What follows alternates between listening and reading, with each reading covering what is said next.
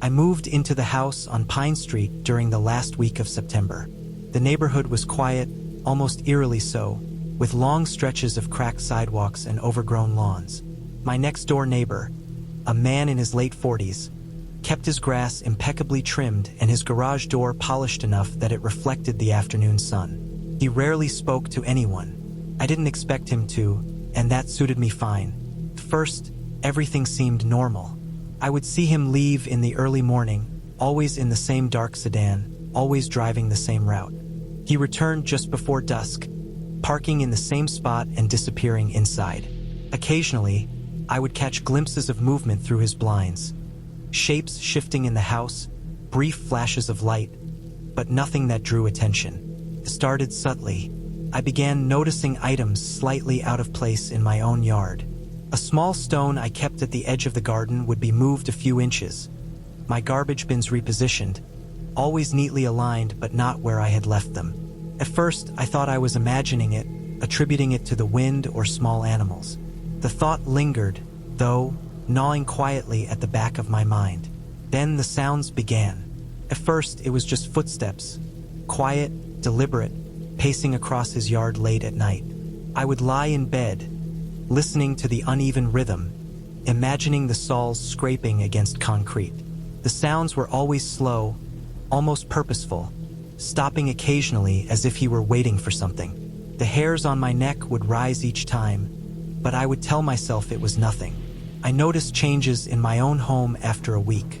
Small items shifted on counters, a drawer left slightly ajar, a plant tilted just enough to show someone had touched it. Nothing valuable was ever missing, nothing destroyed, but the intrusion felt invasive.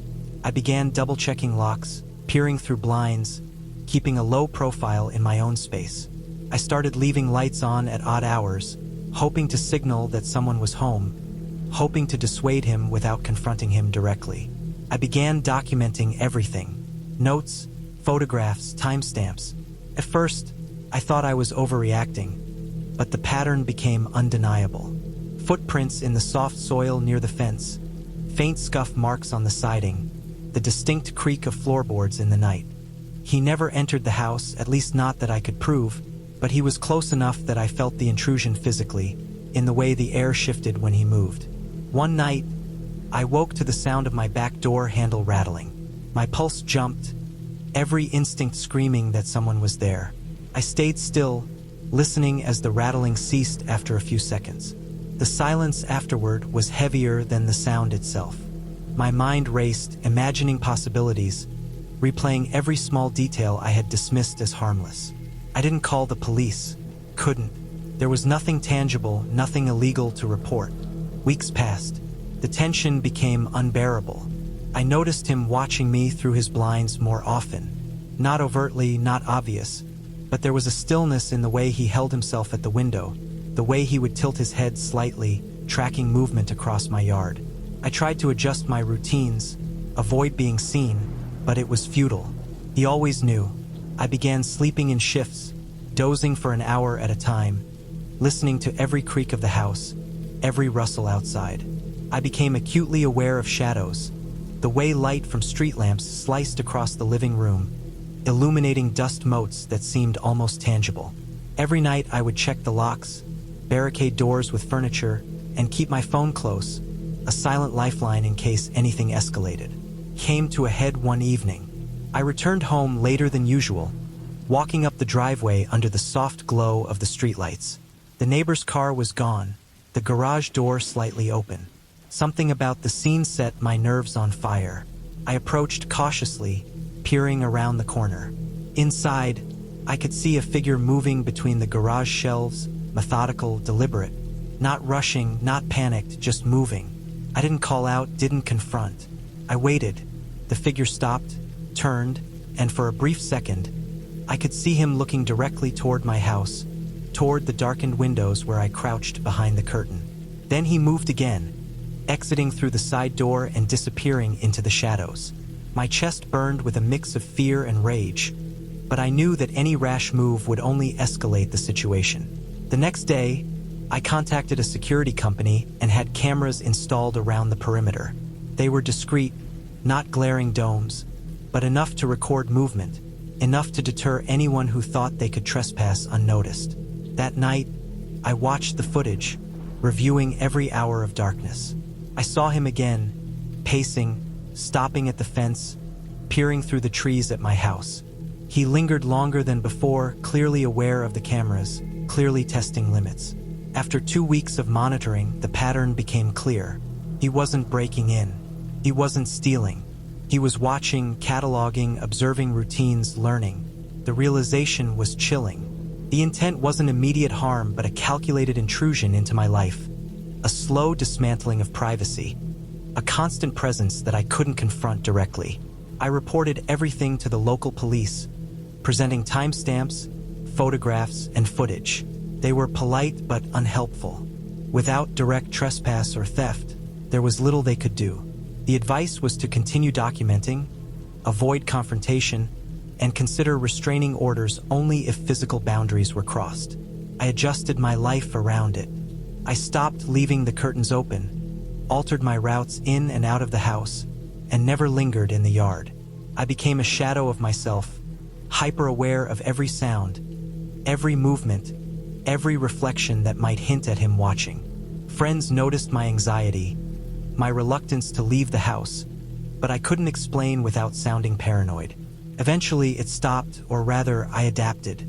He continued his routines, but the cameras, the vigilance, the visible deterrence seemed to satisfy whatever need he had. I never saw him approach my house again. I never saw the direct gaze through the blinds, the slow pacing at night. I learned to sleep again, though lightly, and I kept the cameras operational, a silent warning that I was aware. The experience left a permanent mark. I became obsessed with boundaries, with privacy, with the subtle signals people give when they cross them. My neighbor never escalated beyond observation, but the sense of violation lingered. Living next to him taught me that horror doesn't always announce itself with violence. Sometimes it arrives quietly, gradually, infiltrating the edges of daily life until you realize the world you thought was safe has a presence you cannot ignore. The clarity came from the knowledge that he was deliberate, patient, and unhurried, and that understanding, cold and precise, was enough to sustain the fear long after the immediate threat subsided. I moved into the small townhouse on the edge of town because the rent was cheap and the landlord had promised quick access to the highway. The street was quiet, lined with identical units, each with a narrow yard and a small hedge. My neighbor lived directly to the left. At first, I barely noticed him. He came and went without greeting anyone, and his windows were always covered with heavy blinds, even in the middle of the day. The first few nights, I slept without thought. The usual sounds of suburban life, distant traffic, the occasional dog barking, were all I noticed. It started subtly. A few minutes after I returned from work, I would notice things slightly out of place. A chair pulled a little farther from the table. A magazine on the couch moved, not dramatically, just enough to make me hesitate. I convinced myself it was fatigue. I had long shifts and often left things in a hurry. But the pattern continued. One morning, my bicycle was slightly turned in the yard, though I always parked it against the railing the same way. I checked the lock. It hadn't been tampered with. Over the next week, the small disturbances increased. The kitchen drawer, where I kept utensils, was open slightly when I returned from work, even though I was certain I had closed it. My socks would end up in a different pile than I left them. The feeling of being watched crept in slowly, pressing at the edges of my attention. I tried leaving my apartment as usual, carrying groceries or stopping by the store, forcing myself to ignore the uneasy sensation. Then came the sounds. At first, it was footsteps on the side wall, faint and irregular, sometimes late at night when the house should have been silent. They weren't heavy, but careful, deliberate. Sometimes they paused and started again, a measured rhythm that made me stop what I was doing. My neighbor had old floors, and I knew it could be nothing more than settling, but the pattern grew too precise. They only happened when I was home alone. One night, I set my phone on video in the living room. I left the apartment briefly, returning within the hour to check it.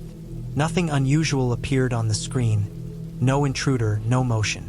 But when I played the sound recording, I could hear faint scratching just above the ceiling. The noise stopped when I stepped into the room and resumed only after I left. The next day, I inspected the sidewall. The exterior siding was intact. No gaps, no signs of forced entry. But the bushes between the houses had subtle signs of disturbance. Leaves bent, small tracks in the soil leading to a narrow gap behind the air conditioning unit. I tried to ignore it, chalking it up to neighborhood animals. The pattern of intrusion escalated over the following month. Objects would be shifted slightly. My laptop left open in unusual positions.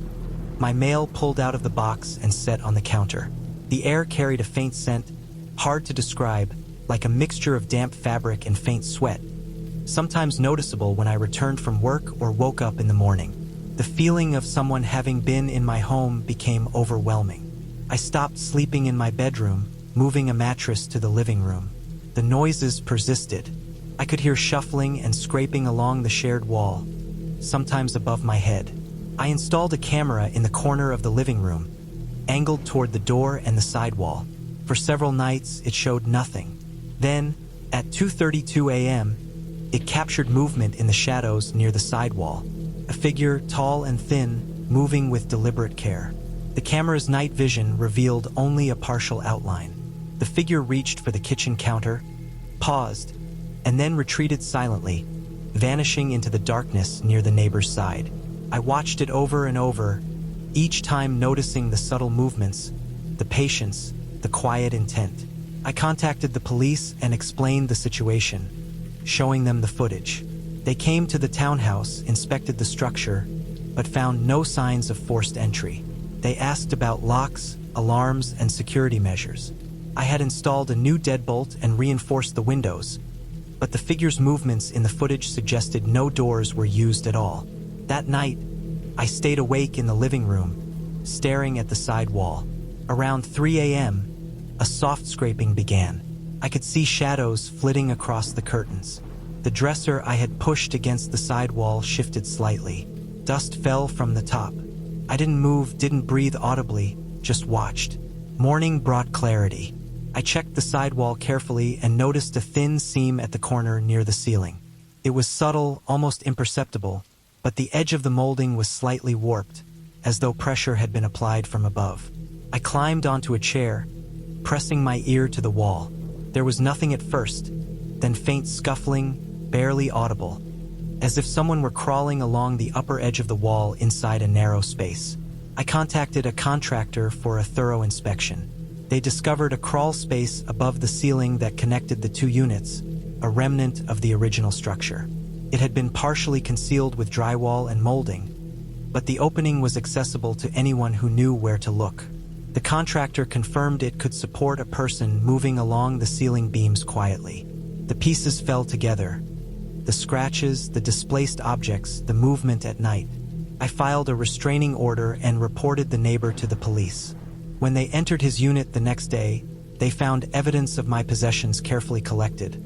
A notebook detailing my habits, photographs taken through the blinds. The crawl space above my apartment had been modified to allow him access at night, a hidden route he had used for months. The police arrested him. I moved out the following week, leaving the townhouse behind. The new apartment felt secure, quiet, and enclosed. I sealed the vents, checked the locks, and installed a full security system. Even now, years later, I cannot forget the deliberate patience it took for someone to live above me, learning my schedule, moving through my home without leaving a trace until discovered. The experience changed the way I understood privacy, safety, and the quiet vulnerability of living in spaces shared with strangers. The townhouse was eventually sold, remodeled, and the crawl space sealed permanently, a concrete solution to something that had once been invisible, deliberate, and terrifying.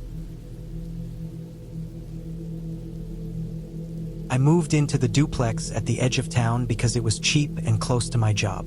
The place had 2 units stacked on top of each other, separate doors, separate meters, one shared structure. I took the lower unit. The neighbor lived above me. I never saw him clearly at first, just the sound of his steps crossing the ceiling late at night, always slow, always careful, like someone counting where to place their weight. The building was old. The floors creaked. Pipes knocked when the heat came on. I expected noise. What I did not expect was how often I felt watched inside my own rooms. It started with small things. Objects moved a few inches. The bathroom mat rotated slightly. The lid on the trash can tipped open. I blamed myself. Long shifts make memory unreliable. I told myself I was tired. The neighbor's routines became familiar through sound alone. He paced early mornings, long stretches, then stopped for hours. At night, the pacing returned, heavier, closer to my bedroom. Sometimes the ceiling dust fell in faint lines onto my dresser. I cleaned it away and forgot. A month in, I noticed the smell. Not rot, not trash. A warm, stale smell like breath trapped in fabric. It drifted through the vents at night. I cleaned the ducts I could reach. I washed everything. The smell stayed. I began locking my bedroom door when I slept. The lock clicked soft and thin. One morning I woke to find it unlocked. The door stood open a few inches. I stood there staring at the latch, feeling the air move through the gap. I checked the windows, all closed, no sign of forced entry. I told myself I must have forgotten. The lie sat badly. I installed a cheap camera in the living room, pointed at the front door. It recorded motion. For days nothing happened. On the fourth night, it recorded from 2:11 a.m. until 2:14 a.m. The clip showed nothing moving, but the soundtrack caught something. A faint scrape above the ceiling. Slow, repeated, like fabric dragging over wood. I climbed onto a chair and pressed my ear to the ceiling. The scrape stopped. The silence felt active, like pressure. After that, I noticed marks. Thin scratches around the air vent screws. The vent itself sat crooked. When I removed it, the screw holes were widened. Fresh wood dust clung inside. I stood there holding the vent, staring into the dark channel. The smell came stronger from inside, mixed with metal and sweat. I replaced the vent and moved my dresser in front of it. That night, the scrape returned, louder, closer. The dresser shifted a fraction across the floor. I watched it move in the dim light, slow enough to doubt my eyes. I slept on the couch with the lights on. Around 3 a.m., the ceiling above the living room dipped slightly, then settled. Dust fell in a soft cloud. I felt it on my face. I did not move. Morning brought a hard clarity. I searched online records for the building. It had been converted from a single house decades ago. The attic space had never been fully separated. There were crawl gaps between the units, blocked only by thin boards and insulation. I bought a better camera and placed it in the bedroom, aimed at the dresser. I sealed the vent with tape. I left for work with my stomach tight. That night, the camera recorded again. At 1:47 a.m., the dresser slid away from the wall by a hand's width. The tape peeled back. The vent cover bowed outward. Fingers appeared through the gap, pale, dirty, nails chewed short. They worked with calm speed, unscrewing what I had tightened hours earlier. The hand withdrew. A face followed, pressed sideways to fit. One eye visible, unblinking. The camera caught every detail. The rest of the clip showed the figure lowering silently into my room. Bare feet touched the carpet. He stood there for a long time, facing the bed. The camera did not catch his face fully, but I recognized the shape of his body from the shadows above me all those nights. He moved through my room with care, touching objects, lifting sheets, opening drawers. He returned to the vent before dawn and pulled himself back up. The dresser slid back into place. I watched the footage once. I did not watch it again. I left the apartment that morning with only my wallet and keys. I went to the police station and showed them the clip. They took my statement. Officers came with me to the building. They entered the upper unit. The neighbor was there. His apartment smelled like mine, stronger. The ceiling hatch was open. Inside the attic, they found a narrow path worn through insulation, leading directly above my rooms. They found my clothes folded in a box. They found photos of me taken through my windows at night. They found a notebook filled with dates and times. The neighbor was arrested. The police explained later that he had modified the attic over years, watching previous tenants, entering their spaces while they slept, leaving when they moved out. No one had stayed as long as I had. I did not return to the duplex. I broke the lease and moved across town. For weeks, I slept with the lights on. I sealed every vent in the new place and checked the locks until my fingers hurt. Even now, I cannot sleep under another person's floor. When I hear footsteps above me in public buildings, my body tightens. I think of the quiet patience it took to live above someone and learn their habits, to wait for them to trust the walls around them. The building was condemned months later. The attic was torn out and rebuilt. I read the notice online. It explained the repairs in plain language. Structural risk, unauthorized modifications, safety concerns. The explanation was enough. I rented the basement unit because it was the only place that fit my budget and my schedule. I had just started a contract job that paid less than promised, and I needed somewhere close to public transit where I could keep irregular hours without complaints. The listing said private entrance, utilities included, quiet building. It did not say much else. That should have been a warning, but I needed the space. The house sat in an older residential block, narrow lots pressed close together, built decades ago and patched as needed. The basement unit had its own door around the back, half below ground, concrete steps leading down past a rusted railing. Inside, the ceiling was low. Pipes ran exposed along one wall. The air stayed cool even in summer. The landlord lived upstairs. His name was Martin. He was older, late 60s maybe, with thinning hair and a careful way of speaking. He showed me the unit himself. He pointed out the breaker box, the water heater, and the utility wall that ran behind my bedroom. He said the pipes were old and needed regular checking. He said he would stop by twice a week to make sure nothing leaked. At the time, that sounded responsible. The first week passed quietly. I worked long days and came home tired. The basement had a constant background hum from the building, a mix of water pressure and distant traffic. Felt enclosed but safe. I slept deeply. Martin came down late at night for the first pipe check. I had just gotten into bed when I heard keys at the door and footsteps on the concrete stairs. He unlocked the door, walked through, and spent about 15 minutes near the utility wall. He did not enter the bedroom. He left without lingering. That became routine. Twice a week. Always late. Usually after 10. Sometimes closer to midnight. He never gave notice.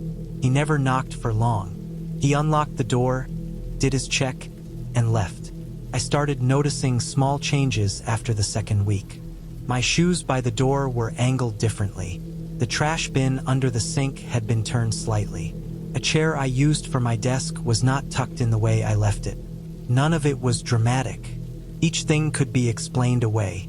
I told myself I was tired and distracted. The air in the unit felt different sometimes when I came home. Not warmer or colder, just disturbed, like something had moved through it recently. The smell shifted. Not bad, just faintly human. Laundry soap and skin. I began taking photos on my phone before leaving for work. Nothing obvious showed up at first. Most days everything looked the same. Once, a book on my shelf was out of alignment. Another time, the bathroom mat was folded instead of flat. I checked the locks. They worked fine. The windows were sealed and too small for anyone to enter. One night, after a long shift, I decided to stay awake when Martin came down. I lay in bed with the lights off and listened. He unlocked the door. His steps moved across the concrete floor. He stood near the utility wall longer than usual. I could hear fabric brush against it. Then I heard breathing. It was slow and controlled, coming from the other side of the wall behind my head. It was not the rattle of pipes or air movement. It had a rhythm, in through the nose, out through the mouth, close enough that I could tell it was a person holding still. I did not move. My body felt locked in place. The breathing continued for several minutes. Then it stopped. Footsteps moved away. The door unlocked and closed. I did not sleep that night. The next day, I examined the unit more carefully. The utility wall had shelves built in front of it, filled with cleaning supplies and old paint cans. I moved them aside and noticed a seam I had not paid attention to before. A small access panel, painted the same color as the wall, nearly hidden by shadow. I unscrewed it. Behind it was a narrow crawl space, running the length of the house between the foundation and the interior walls. It was tall enough for someone to move through by crouching. An extension cord ran along the dirt floor, plugged into an outlet inside the wall. At the far end, a phone charger glowed faintly. There were food wrappers scattered along the ground. Fresh ones, the kind that crinkle loudly when touched. The smell I had noticed made sense now. Martin had been living inside the walls. Not permanently, but often enough to leave signs. The crawl space connected to vents behind the shelving and gaps near the utility pipes. From there, he could hear everything. He could watch through small openings cut behind vents and fixtures. He could move into the unit when I was gone and retreat before I returned. The late-night pipe checks were excuses to enter and exit without suspicion. I left immediately. I did not pack carefully. I grabbed essentials and went to a friend's place. From there, I contacted the police and the city housing office. They came the next day. They found more evidence than I did. Bedding tucked into the far corner of the crawl space. A flashlight, tools, notes with my schedule written down. Times I left, times I returned, which lights I used. Martin was taken in without resistance. He did not deny it. He said he needed to feel close to people. He said it helped him sleep. The police told me it happens more than people think. Older buildings, crawl spaces, landlords with access. They used a term for it that sounded clinical and detached. The house was condemned for code violations. The unit was sealed off. I broke the lease without penalty. Months later, after I had moved on, I read a short notice online. Martin had been charged and later placed in supervised housing. The article mentioned prior complaints from former tenants who could never prove anything. Patterns, missed details, assumptions that kept people quiet. What stays with me is not the crawl space or the breathing. It is how normal everything felt at first. How easily routine disguised access. How close someone can be without being seen. I still check walls when I move into a new place. I still listen at night. Some habits do not leave once they are learned. My parents bought the land in late 1996, a few weeks before winter set in hard. They said it was a bargain, the kind you only get when something scares other buyers away. The realtor mentioned the neighbor in passing and used the word odd, then quickly changed the subject. At the time, that sounded harmless. My parents wanted space, quiet, and something they could afford on one income. I was 15 and had no say in it. The property sat far from town. No address markers on the road. Just a gravel turnoff and a narrow dirt drive that cut through scrub and low trees. Our house was old but solid. The land around it sloped gently into woods on 3 sides. The 4th side bordered the neighbor's property, though there was no visible line. No fence, no markers, just open ground and trees blending into more trees. The first week passed without incident. We unpacked. My dad fixed a sagging porch rail. My mom tried to make the place feel lived in. I explored the woods during the day and noticed how quickly the forest thickened as you moved toward the neighboring land. The trees there grew closer together. The underbrush was heavier, felt darker even at noon. By the 2nd week, a fence appeared. It was there one morning when we woke up. A single strand of wire pulled tight between trees, running the length of what must have been the property line. No posts had been driven. The wire was looped and twisted around trunks at shoulder height. It sat straight and even like it had been measured. The bark beneath the wire was fresh in places, scraped raw where it had been tightened. My parents were confused but not angry. They assumed the neighbor was marking his boundary. The fact that it went up overnight was strange, but they let it go. No one had seen him do it. None of us had seen him at all. The neighbor never came out during the day. His house was set back from the line, barely visible through the trees. No smoke from a chimney, no sound of a truck, no movement. The place looked abandoned until night came. After dark, we heard him. Footsteps moved along the wire fence slowly, evenly. No crunch of boots, no scuff of shoes, just soft contact with the ground, step after step. He walked the length of the fence and then turned around and walked it again. It happened almost every night, usually after midnight. I lay awake listening to it more than once. The steps never hurried, never paused for long. They stopped just before reaching our driveway and then reversed. When the moon was out, the sound carried farther. When it rained, the steps sounded heavier. My mom noticed the animals first. Squirrels stayed on our side of the property and never crossed the wire. Deer that used to pass through stopped coming near that edge. Even birds seemed to avoid the trees closest to the fence. The woods on that side felt muted. Less movement, less noise. Insects that buzzed everywhere else were rare near the wire. One night, I looked out my bedroom window and saw him. Moonlight cut through the trees and landed right on the fence line. He stood just inside his side of the wire, facing our house. He was tall and thin, wearing what looked like loose clothes that hung wrong on his body. His arms reached lower than they should have, almost to his knees. At first, I thought they were just long. Then I realized he was holding something. Whatever it was ran along the length of his arms. Thin, dark, rigid, caught light at odd angles. Later, I understood it was probably a length of wire or cable, held loosely in both hands.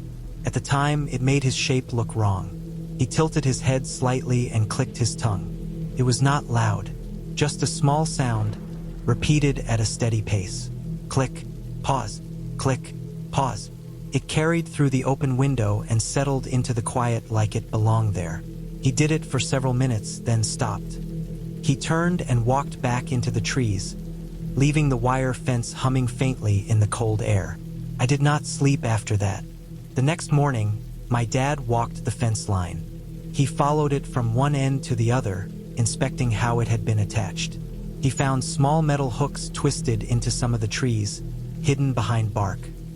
He found shallow grooves in the ground beneath the wire, as if something had been dragged along it more than once. He tore the fence down that afternoon, cut the wire in several places, pulled it loose from the trees. He piled it near the edge of our driveway, planning to haul it away later. He did not cross onto the neighbor's land. That night, the scratching started. It came from the side of the house closest to the woods. Long, slow sounds against the siding. Not pounding, not random. Each drag followed the same path from low to high, then stopped. It repeated for hours. I stayed awake and listened to it move from one wall to another. Sometimes it paused, then resumed at a different angle. Whatever was making the noise stayed close to the house. Too close. In the morning, we found marks. Long scratches etched into the wood. Deep enough to leave pale lines where the finish had been stripped away. They were too high up to be from most animals. Some ran above the windows. Over the next weeks, more things happened. Tools left outside went missing and turned up later near the property line. Our trash was disturbed but not scattered, just opened and gone through. The woods on that side grew quieter. Trails I used stopped showing tracks. My dad put up lights. They were broken within days. He reported trespassing to the local sheriff, but nothing came of it. The neighbor never answered his door. No one could prove he was doing anything illegal. Winter came early and heavy. Snow showed tracks clearly, but none crossed the boundary at night. The scratching stopped once the ground froze, replaced by the sound of something moving along the house, close enough to brush against it. By spring, my parents were done. The stress showed on them in small ways. Short tempers, sleepless nights. The land no longer felt like an opportunity, felt watched. We sold the property before the year was out, took a loss, packed quickly. On the last day, I walked the edge of the woods one final time. Near where the fence had been, I found stakes driven deep into the ground, cut flush and hidden beneath leaves. I found lengths of wire coiled and buried shallowly, forming crude snares. Some were bent and twisted, stained dark with old blood and rust. The neighbor was not strange in the way people first imagine. He was deliberate. He marked territory. He trained animals to come to Saond. The clicking was not for us. It was for what moved through the woods when no one else was awake. The scratching was retaliation, not from something unreal, but from a man who knew the land better than we did and wanted us gone. Leaving was the only thing that stopped it. I moved into that building because of work. Night shifts paid more and left me drained, and I needed a place that did not cost much and did not ask questions. The building sat 3 blocks from the hospital, a narrow concrete structure squeezed between a closed laundromat and a parking lot that stayed half empty even during the day. It had 4 floors, no elevator, and a smell that never left. Old water, old cleaning chemicals, dust baked into carpet. The walls were thin in a way that made you learn other people's routines without trying. Toilets flushing, cabinets closing, footsteps that passed too close to your head while you slept. I worked nights, slept during the morning, and lived in a half-awake state where sounds carried more weight than they should have. Apartment 4B was across the hall from mine. The door stayed clean, no scuffs, no flyers tucked into the frame. The name on the mailbox was Denise. I met her a few days after moving in when our doors opened at the same time. She looked to be in her late 30s, hair pulled back, clothes plain and neat. She smelled faintly of bleach, like a surface that had just been wiped down. She nodded at me and stepped aside to let me pass. Her eyes stayed on the floor for a moment longer than needed. Nothing about her seemed off at first. Quiet neighbors were normal in that building. People kept to themselves. I started noticing patterns after the first week. Denise left her apartment at consistent times. Early afternoon, late evening, never overnight. I never heard guests. I never heard music. When she cleaned, I could smell it through the wall. Sharp and chemical. The sound of wiping traveled through the pipes. One afternoon, she knocked on my door. I had just woken up and was still groggy. She said she had been hearing sounds through the wall and wanted to compare schedules to see if they matched up. She suggested we sit and go over it so neither of us complained to management over nothing. I agreed because it seemed reasonable and because I was too tired to think deeper. I followed her into her apartment. The first thing I noticed was the order. Everything had a place and stayed there. The floor shined. The counters were bare. No mail. No keys left out. No shoes by the door. The air smelled clean in a way that felt stripped, not fresh. Her living room had furniture but no signs of use. The couch cushions were firm and aligned. No throw pillows. No blanket. No marks on the walls. No photos. No artwork. The television sat unplugged. We went into the kitchen. The refrigerator was nearly empty. Inside were sealed plastic containers stacked in rows. Each had a white label. Dates. Times. Nothing else. No leftovers. No condiments. No open food. As we went over our work hours, she took notes on a small pad. She asked questions that went beyond noise. She wanted to know exactly when I slept during the day, which door I used when I left, whether I locked it once or twice, whether I ever left through the stairwell instead of the front. I felt uneasy but could not point to why. The questions were calm and precise. Her pen moved steadily. She did not look up much. While standing there, I noticed a door down the hallway. It led to the bedroom. What stood out was the deadbolt. It was mounted on the outside of the door, not the inside. The metal was newer than the rest of the hardware. I asked about it. She smiled without changing expression and brushed it off as something left by a previous tenant. The answer felt prepared. We finished the conversation and I left. The hallway felt narrower than before. My own apartment felt louder. That night at work, I could not focus. I kept replaying the layout of her place. The labels, the bolt, the way she wrote down my habits without hesitation. I told myself I was reading into it because of exhaustion. At 3:12 a.m., my door handle moved. I was awake, lying on my bed with the lights off. I had been staring at the ceiling, trying to force sleep before my next shift. The sound was quiet but clear. Metal turning against resistance. Slow, careful, not a mistake, not someone drunk at the wrong door. The handle stopped, then turned again slightly farther this time. Whoever it was tested the lock without shaking it. Without urgency. I did not move.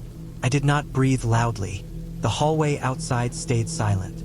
After several seconds, the pressure eased. Footsteps moved away, soft and controlled. I checked the time on my phone. 3:12 a.m. I stayed awake until daylight. When I left for work later that evening, I noticed Denise's door. The frame had a faint new mark near the latch, as if something had brushed against it. I packed what I could the next day. I slept at a friend's place and returned only to collect the rest. I turned in my keys 3 days after the handle moved. I did not tell management why. I said my schedule changed. Months passed. The memory dulled but never left. Every now and then, I searched the building address online. Nothing came up. Almost a year later, I saw a short news item linked through a local forum. A woman had been arrested in connection with unlawful confinement and stalking. The address matched the building. Apartment 4B. The report said police had found recordings inside the unit, audio taken through walls, timed entries, notes detailing routines of multiple tenants. There were binders filled with logs, names, dates, sleep schedules, door usage, locking habits. In one notebook, my name appeared, written neatly, already filled in before the night my door handle turned. They also found the bedroom. The deadbolt on the outside was functional. Inside were marks on the floor and walls that suggested long periods of confinement. No bodies were found. No active victims at the time of arrest. The case focused on preparation and prior incidents that tenants had reported after moving out. Denise had told police she was keeping order, that she needed control over noise and movement to feel safe, that she was preventing problems before they started. I stopped searching after that. I no longer needed more details. What stayed with me was how easily it could have continued, how normal it all looked from the outside, how the notes were written before anything happened, how close routine comes to danger when someone is watching closely enough. I still work nights. I still lock my door twice, and I never ignore the sound of a handle moving, even years later. I lived there in the fall of 2009, during my second year of community college, when money mattered more than comfort and none of us planned further than the next semester. 4 of us rented the house together because it was cheap and far enough from town that the landlord did not care about noise or parking. The place sat at the edge of northern Pennsylvania forest land. Not deep wilderness, but close enough that trees pressed up against the backyard fence and never really let go. The house was old and uneven. Floors dipped near the kitchen. The basement smelled like wet concrete and rust. At night, the walls popped as the temperature dropped, and the wind carried forest sounds straight through the siding. Branches scraped the roof when storms rolled through. We kept the lights on more than we needed to. Behind the house, the woods rose quickly. The ground sloped down and then disappeared into thick brush and tall trees. No trails marked the edge. It felt unfinished, like the forest had been paused mid-growth and left that way for decades. In daylight, it looked harmless. At night, it absorbed sound and gave nothing back. The closest neighbor lived downhill, closer to the trees than anyone else. His house sat alone, partially hidden by brush and pine. Everyone called him Old Ron. I never learned his real name. He had lived there longer than anyone else and kept to himself. He was thin, bent forward at the shoulders with a slow walk that looked practiced. He wore the same dark jacket most nights and rubber boots even when it had not rained. Ron went out every evening at dusk. The timing never changed. When the sun dropped low and the light turned flat and gray, he stepped off his porch carrying 2 plastic buckets, sometimes 1, sometimes 3. He walked past his yard and into the tree line without hesitation. No flashlight, no pause. He vanished between the trunks like he knew exactly where to step. At first, we barely noticed. It became part of the background, like the train horn in the distance or the sound of leaves scraping along the road. After a few weeks, it started to feel strange. He never skipped a night. Rain did not stop him. Cold did not slow him. Once, during early snow, we watched his boots leave clean prints that led into the woods and did not come back out until much later. Sometimes, after he disappeared, we heard noises, high-pitched sounds that carried through the trees. Not screams, more like sharp clicking and short, shrill bursts. They rose and fell without rhythm. They did not echo. They reminded me of birds, but no birds made that sound in October after dark. We joked about it at first. Raccoons, coyotes, a guy feeding wildlife because he liked the company. It was easier to laugh than to think about it. The forest already made us uneasy. Adding intention to it made it worse. As the weeks went on, the noises became more frequent. Not every night, but often enough that we stopped joking. The sounds never came close to the house. They stayed deep in the trees, just beyond where light could reach. Ron always returned alone. His buckets came back empty. One night, after midterms, we decided to follow him. Not because we were brave, but because we were tired of guessing. We waited until dusk and watched from the front window. When Ron stepped off his porch, we counted to 30 and then slipped out the back door. We did not follow close. We stayed far enough back that we could barely see him through the trees. The ground was soft with fallen leaves. Every step made noise. We moved slow and stopped often. The air smelled like rot and cold water. Ron walked straight into the woods without looking back. He followed a path that was not obvious but clearly used. Branches bent away from him instead of snapping. He reached a clearing I had never noticed before.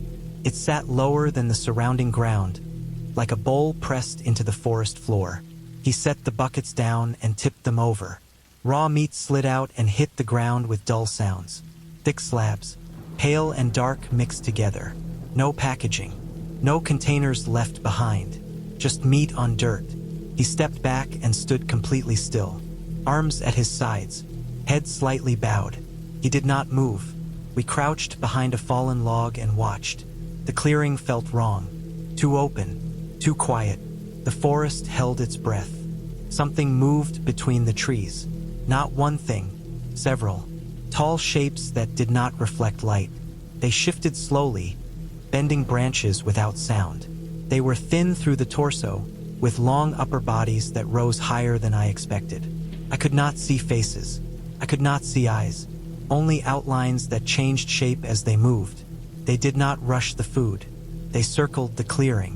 One stepped forward and stopped. Another leaned in from the side. The way they moved felt deliberate and restrained, like animals trained to wait. Ron whispered something. I could not hear words. I could see his mouth move once and then stop. He remained still. I wanted to believe they were bears. That was the only explanation that fit without breaking everything else. Bears stood upright sometimes. Bears moved quietly when they wanted to. But these shapes stayed upright longer than any bear I had seen. They did not drop to all fours. They did not huff or growl. They waited. After several long seconds, they moved in. The meat disappeared fast. No tearing sounds carried to us. No fighting. The shapes lowered briefly and then rose again. When the buckets were empty, they backed away into the trees and vanished. Ron picked up the buckets and walked home the same way he had come. He did not look around. We waited until he was gone before we moved. None of us spoke. We did not run. We did not follow further. We returned to the house and locked the doors. The next week, a hunter went missing in the state forest nearby. His truck was found at a trailhead. His dog came back alone. Search crews combed the area. Helicopters passed overhead. The woods were closed. Signs went up at the road. Ron still went out at dusk, buckets still in hand. We watched from inside. A few days later, his house sat dark. No lights, no movement. The buckets did not come back out. Law enforcement vehicles parked near his place for one afternoon and then left. No tape, no announcements. By winter, his house was empty. Mail piled up and then stopped. Snow covered the path into the woods and stayed unbroken. Years later, long after we moved out and scattered, I looked it up out of curiosity more than fear. I found a brief record of a citation issued to a man in that area for illegally feeding wildlife, specifically bears. The fine was small. The case closed without charges. I read wildlife reports and missing person summaries. The hunter was never found. Officials blamed terrain, weather, and animal activity. Bears had been sighted near camps that year. Several had grown aggressive. One had to be euthanized after approaching homes. It made sense on paper. Bears accustomed to human food lose fear. They stand upright more when assessing threats. They move closer to people. They learn patterns. But bears do not move in groups like that. Adult bears do not share food without conflict. Bears do not wait silently at the edge of a clearing for a man to signal them. What stayed with me was not the shapes themselves. It was Ron's stillness, the way he stood among them without fear, the way the forest accepted it as routine. I still get flashbacks when something small lines up the wrong way. A smell, a stair creak, the sound of a door closing upstairs while everything else stays quiet. It pulls me back to being 10 years old, standing in a house I thought I knew, with something wrong happening just above my head. My best friend lived 2 streets over, close enough that I could ride my bike there without crossing a main road. Her house looked normal from the outside. Beige walls, a low fence, a mailbox with chipped paint. Inside, it always smelled like fabric softener and old carpet. I spent more time there than anywhere else that summer. After school, weekends, whole afternoons that turned into evenings without anyone noticing the time. Sometimes I slept over. Sometimes my mom forgot to ask who else was home because she trusted the street and the families on it. She lived there with her father, her stepmother, and 2 stepsisters who were a little older. The father was quiet around me, not cold, just distant. He stayed upstairs or in the garage. The stepmother worked long hours and came home tired. The stepsisters were strange in a way I did not have words for back then. They were polite but tense. They watched more than they talked. Their laughter felt forced, like they were copying something they had seen other kids do. The kids' bedroom was upstairs. That was where the toys were. Dolls lined up against the wall. Board games stacked unevenly. A small TV that only worked if you hit the side. We usually played there. Downstairs was for eating and waiting. Upstairs was for being loud. That day started like any other. We were downstairs in the living room, sitting on the floor with plastic figures spread out between us. The stepmother was gone. I remember because the house felt lighter when she was not there, less controlled. The air moved more freely. Sunlight came through the windows and landed in warm squares on the carpet. The father was home. I knew that because his shoes were by the stairs and his jacket hung on the chair. I did not see him. I just knew his presence the way you know someone is in the next room by the sound of breathing through a wall. One of the stepsisters was called upstairs. I did not hear words. I heard movement, a footstep on the stairs, the sound of weight shifting, the upstairs door opening and closing. It was nothing by itself. Houses make noise. Adults call kids for chores or questions or reasons that do not matter. Time passed. Not much. Maybe 15 minutes. We kept playing. My friend was quieter than usual. Her hands fidgeted with the toys. She glanced at the stairs more than once.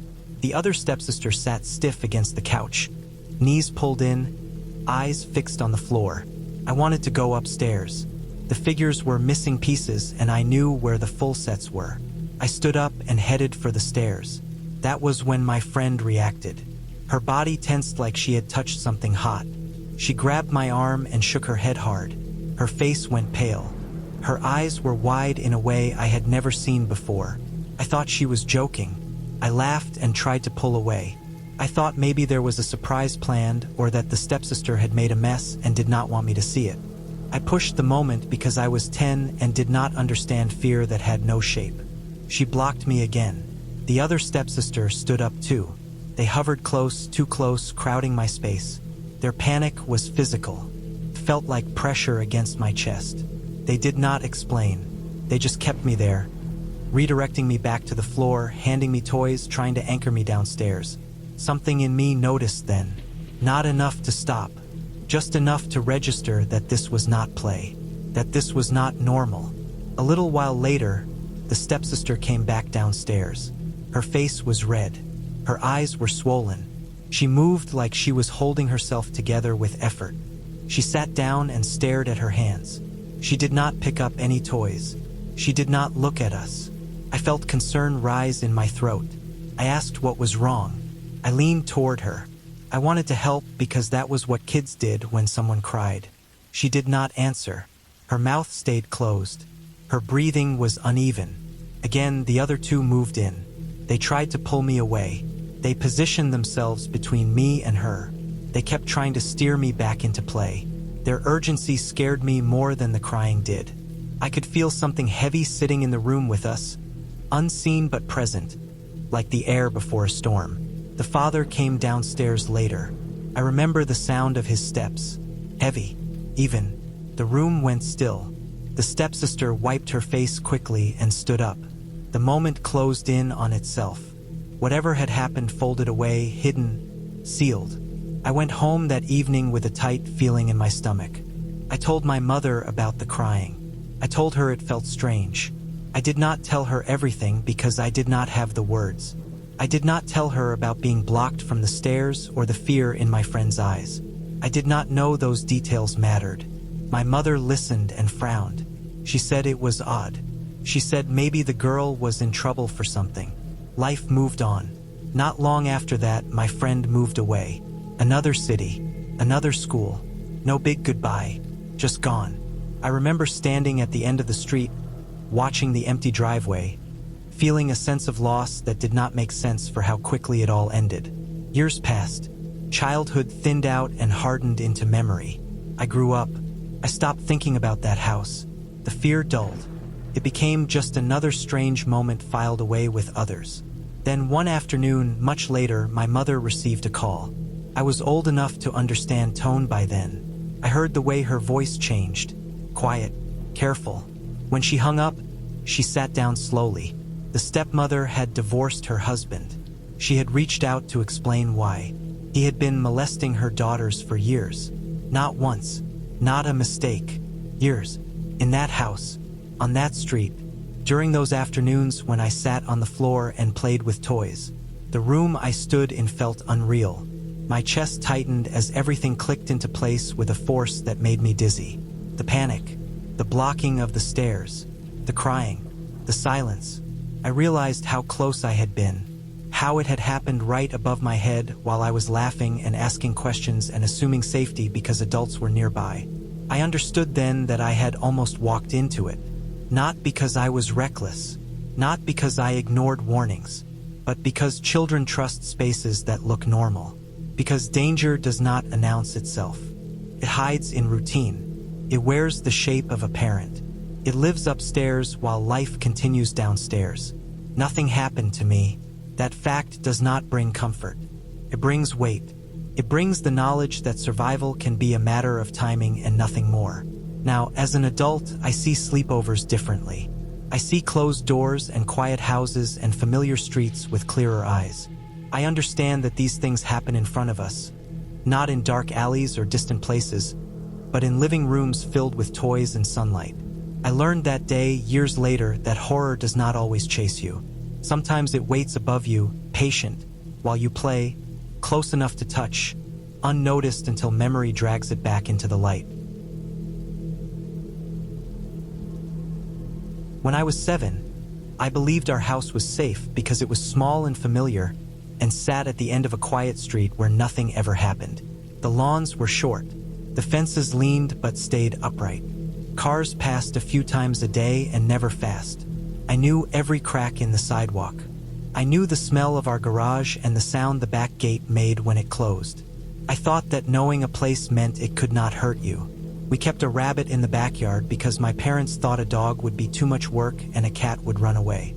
The rabbit lived in a wooden hutch my dad built from leftover boards. It sat under the mulberry tree where the ground stayed cool even in summer. The rabbit was white with a gray smudge on one ear and eyes that always looked wet.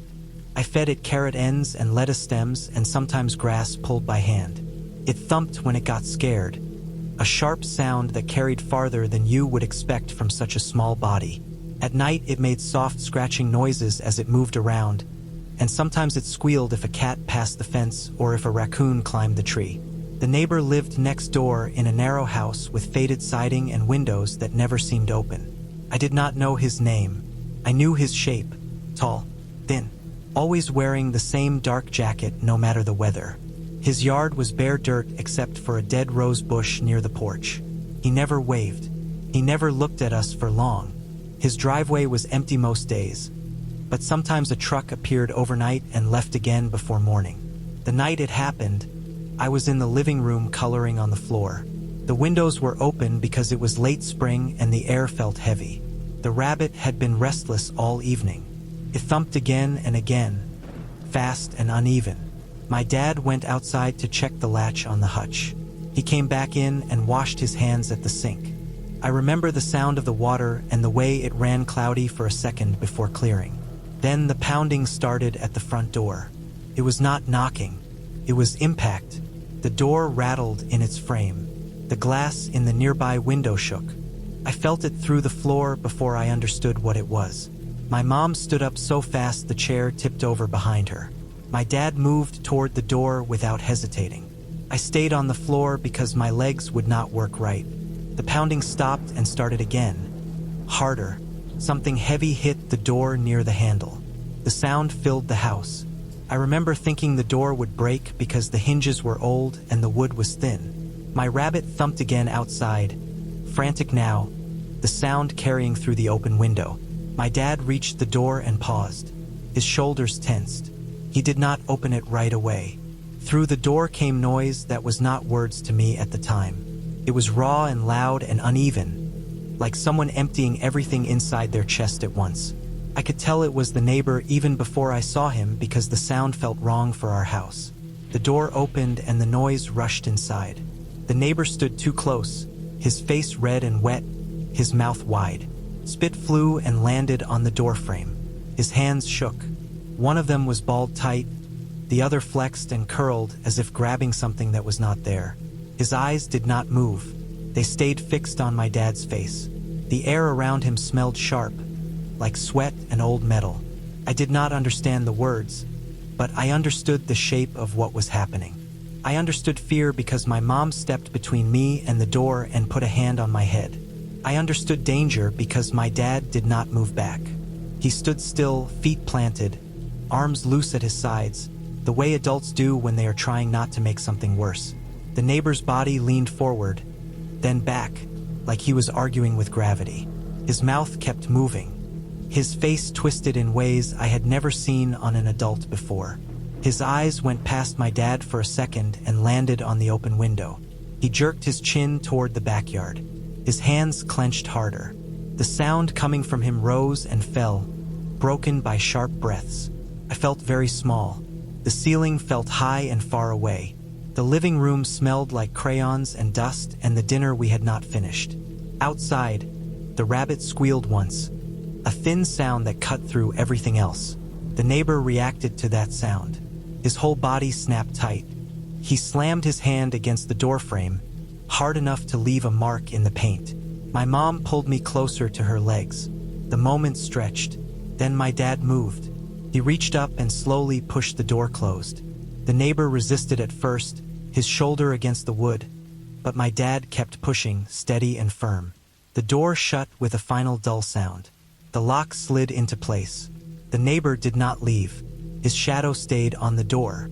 His feet shifted on the porch. His weight leaned in. The door bowed slightly. Then the shadow moved away. Heavy steps crossed the porch.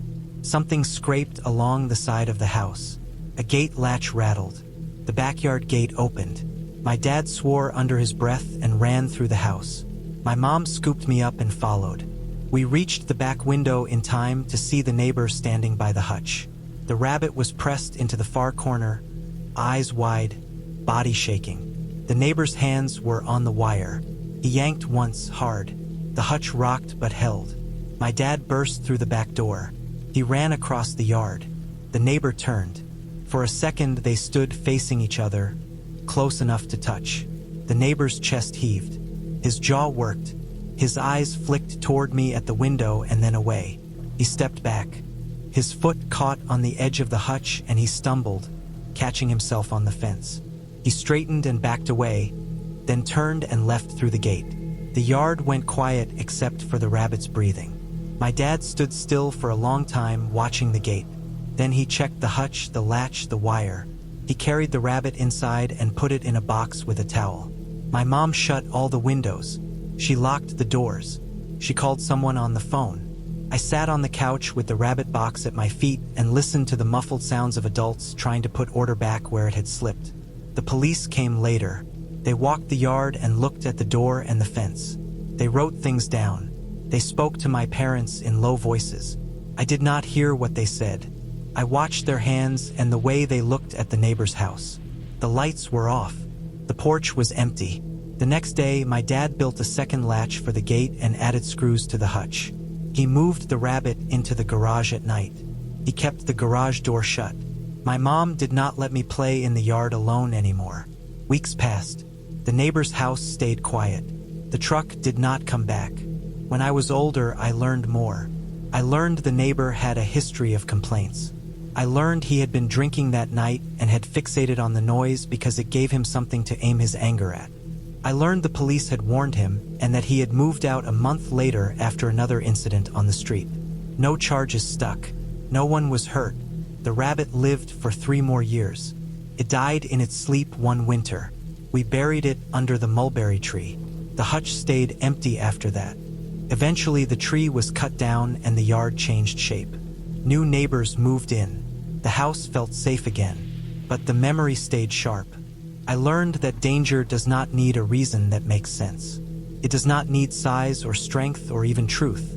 That night taught me that a small sound can draw something large and uncontrolled. A rabbit, a fence, a door. Thin things that feel solid until pressure hits them the wrong way.